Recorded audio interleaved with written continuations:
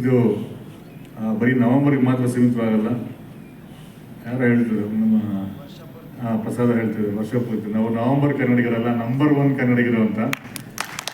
ಅದನ್ನು ನಾವು ಯಾವಾಗಲೂ ಮುಂದುವರ್ಸ್ಕೊಂಡು ಬರ್ತಿದ್ವಿ. ಅದನ್ನು ನಮ್ಮ ಕೊಡಲಿಂಗಪ್ಪ ಸರ್ ಅದಾಗಿರ್ಬೋದು, ಸಾಹಿತ್ಯ ಪರಿಷತ್ತಿನ ಮುಖಾಂತರ ಕಾರ್ಯಕ್ರಮಗಳಾಗ್ಬೋದು, ಈ ಥರ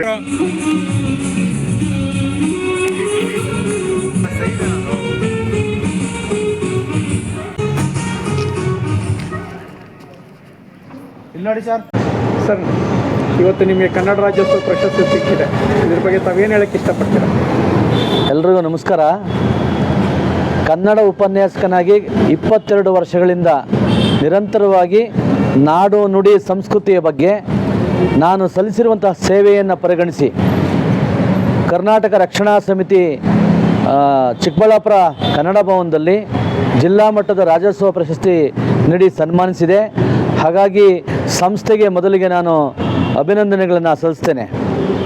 ರಾಜ್ಯೋತ್ಸವ ಪ್ರಶಸ್ತಿ ರಾಜ್ಯ ಮಟ್ಟದಲ್ಲಿ ಕೊಡ್ತಾರೆ, ಜಿಲ್ಲಾ ಮಟ್ಟದಲ್ಲೂ ಕೊಡ್ತಾರೆ.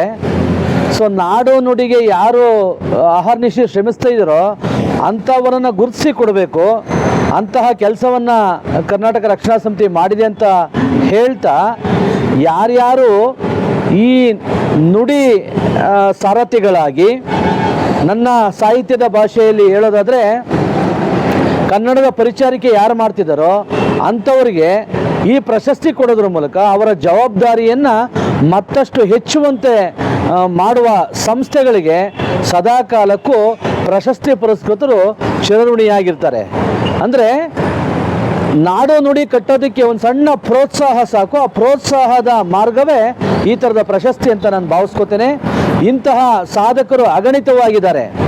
ಶಿಕ್ಷಣ ಕ್ಷೇತ್ರದಲ್ಲಿರ್ಬೋದು, ಹೋರಾಟ ಕ್ಷೇತ್ರದಲ್ಲಿರ್ಬೋದು, ಸಾಮಾಜಿಕ ಕಾರ್ಯಗಳಲ್ಲಿರ್ಬೋದು ಅಗಣಿತವಾದಂತಹ ಸಾಧಕರಿದ್ದಾರೆ. ಎಲೆ ಮರೆಯ ಕಾಯಿಗಳ ಥರ ಇದ್ದಾರೆ. ಅಂಥವರನ್ನು ಗುರುತಿಸಿ ಅಂಥವರನ್ನು ಬೆಂತಟ್ಟೋದ್ರ ಮೂಲಕ ಈ ನುಡಿ ಸೇವೆಗೆ ಅವರನ್ನು ಪ್ರೇರೇಪಣೆ ಕೊಡಲಿ ಅಂತ ಆಶಿಸ್ತೇನೆ. ಎಲ್ರಿಗೂ ನಮಸ್ಕಾರ. ಎಂದೆಂದಿಗೂ ನೀ ಕನ್ನಡವಾಗಿರು, ಕನ್ನಡವೇ ಸತ್ಯ, ಕನ್ನಡವೇ ನಿತ್ಯ.